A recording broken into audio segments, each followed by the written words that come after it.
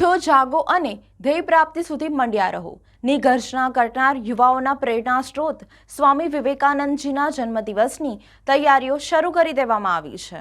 સ્વામી વિવેકાનંદજીના જન્મદિવસ નિમિત્તે રાષ્ટ્રીય યુવા દિવસની ઉજવણી થાય છે। 12 જાન્યુઆરી 2024 રામકૃષ્ણ મિશન વિવેકાનંદ મેમોરિયલ અલકાપુરી વડોદરામાં ઉજવણી થશે। આજે આ નિમિત્તે પત્રકાર પરિષદમાં સ્વામી ઈષ્ટયામાનંદજીએ જણાવ્યું કે સ્વામી વિવેકાનંદનો ભારતના નવનિર્માણમાં ભગીરથ ફાળો રહ્યો છે। વ્યક્તિ, સમાજ અને રાષ્ટ્રને ઉન્નત બનાવતી સ્વામીજીની તેજસ્વી વાણી સૌ કોઈને પ્રેરણા આપી રહી છે। આગામી 12 જાન્યુઆરીના રોજ સ્વામી વિવેકાનંદજીની જન્મજયંતિ નિમિત્તે દિલારામ બંગલોઝ રામકૃષ્ણ મિશનમાં શહેરની વિવિધ શાળાઓના અંદાજે 1200થી વધુ વિદ્યાર્થીઓ તથા શિક્ષકો અહીં આવશે।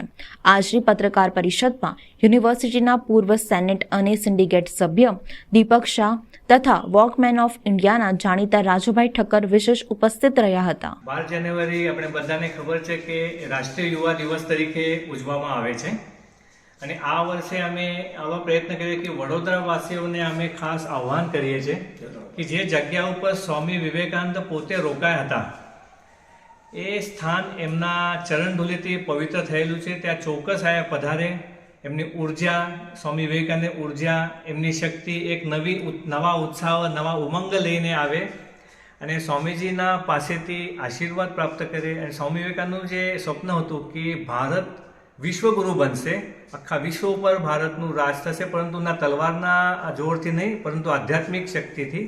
તો અહીંયા આવશે અને સ્વામી વિવેકાનંદના વિચારો એ ગ્રહણ કરશે। એના માટે અમે બધા વડોદરાવાસીઓને આહ્વાન કરીએ છીએ। ઘણા સ્કૂલોમાંથી વિદ્યાર્થીઓ પણ આવવાના છે। ધ્યાનખંડમાં તમે ધ્યાન કરી શકો, અહીંયા સ્વામી વિવેકાનંદની પ્રદર્શની છે એ જોઈ શકો અને વાર્તાલાપ પણ થશે। અને સ્વામી વિવેકાનંદ જો બહાર પૂર્ણ કદની સ્વામીજીની જે મૂર્તિ મૂકેલી છે ત્યાં એમના ચરણોમાં તમે તમારી શ્રદ્ધા, ભક્તિ અને પુષ્પ અર્પણ કરી શકો। તો ફરીથી બધા વડોદરાવાસીઓને આ 12 જાન્યુઆરીના સ્વામી વિવેકાનંદના જન્મદિવસે આશ્રમમાં આવવાનું હાર્દિક આમંત્રણ આપું છું। સાહેબ, સર્વધર્મ પરિષદમાં સ્વામી વિવેકાનંદ જે પ્રમાણે બોલ્યા હતા, આ વખતે કે વડોદરામાં એવો કાર્યક્રમ થવાનો છે? વડોદરામાં તો એવી રીતે આશ્રમમાં અમે ઘણા પ્રકારના કાર્યક્રમ કરતા હોય છે કે સ્વામી વિવેકાનંદે જે શિકાગોની ધર્મ મહાસભામાં જે વક્તવ્ય આપેલું હતું કે અને જેમના જે 4 શબ્દ હતા કે sisters and brothers of America, એ 4 શબ્દોના માધ્યમથી સારા વિશ્વને એમને વૈશ્વિક બંધુત્વની ભાવના બતાવી હતી।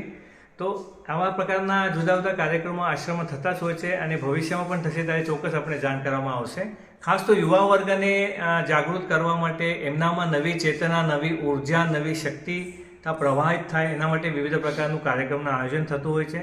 તો બધાને અમે 12 જાન્યુઆરી આવકારીએ। આપ ચોક્કસ આવો અને સ્વામીજીના પાસેથી પ્રેરણા પ્રાપ્ત કરો।